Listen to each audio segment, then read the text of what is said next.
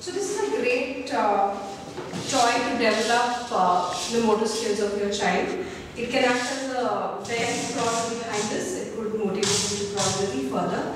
The guys who've already stood up and got their feet around, it's a beautiful toy to wrap around rackets. Like you can see, there are little beads inside, which can also be very attractive. A lot of sound coming in. It's great to develop their grasping skills. When they learn to hold something, it's beautiful. It's got a nice grasp for small hands where they can play with it. Really good experience for kids who are like about a year old. It's priced at $325 and you can find it under the ball and rolling toy on coupos.com and that's it.